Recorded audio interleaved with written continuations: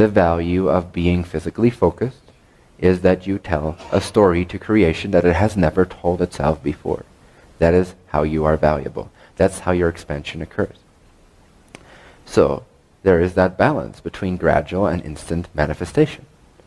You always instantly manifest the next frame, but from the story subjective logical point of view, you're going to make that seemingly gradual. I'm not saying you're not going to accelerate this.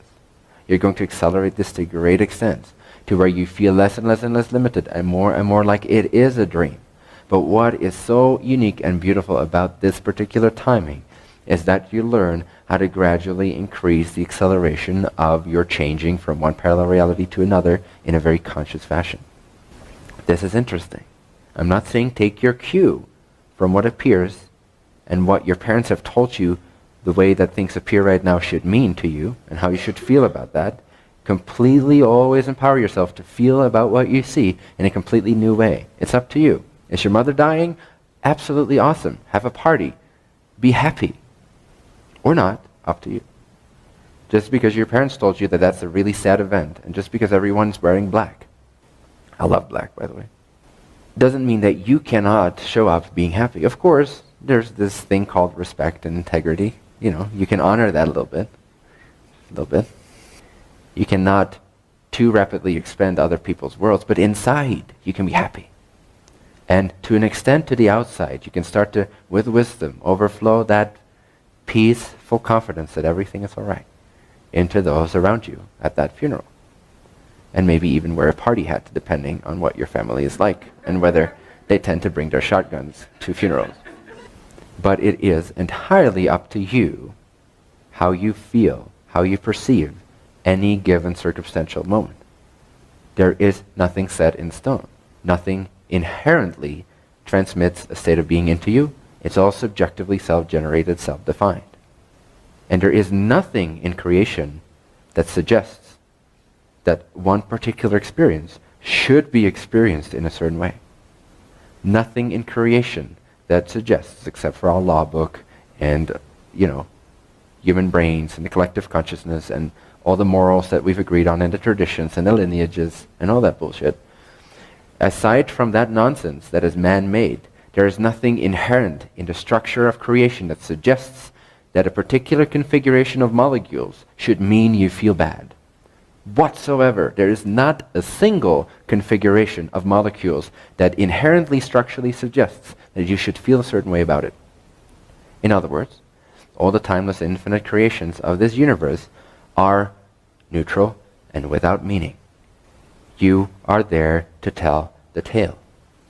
You are there to generate the story. And how free you are in being able to generate that story for yourself according to your own highest intuition and desires will determine what configuration of the universe will fall into your slide next to show you the reflection of your chosen state of being. And in this way, you can very consciously, and with no ego, just because you are a desirous being, just because you are an aligned being, just because you are a passionate expression of creation, wanting to tell as many tales as you can in as beautiful and epic a way as you can, because that is what expands upon the universe. Nothing else will. Only you can expand upon this universe. Nothing else will. So it is your duty, your job, your honor, your desire to be of service to the Creator by telling an epic tale. I'm not saying everyone should become an action hero or a spiritual teacher or a famous rock star. Epic can look like anything. The most epic reality is if it's in alignment with who you feel you truly are, free from blockages and negative definitions picked up along the way. Realizing that you can clear out all these negative definitions, and this is what empowerment and acceleration is, and apply and paste your own new definitions, subjective perspectives onto every single inherently neutral and meaningless configuration of molecules. I'd love to see someone quote me on that sentence. Circumstances do not create your state of being. It's the other way around. This is the bottom line of the empowerment teaching. When you get that, you become more and more non-physically connected and in tune with yourself. You come from a non-physical focus, and yes, you notice the physical focus, but it's just the tail end of your expression of who you are. It's no longer the dominating factor indicating and giving cues to how you should feel, what you should do, what you should respond to. You are now God. You are now creator, co-creator. You are now as you are created to be, in the image of the creator. The image of the creator is not the created. The image of the creator is another creator, because that's its exact image. The created is its opposite. If you are created in the image of your creator, that does not mean you're the opposite. It means you're created in the image of your creator, which means you're creator. Right? So you are a creator. You can't help creating.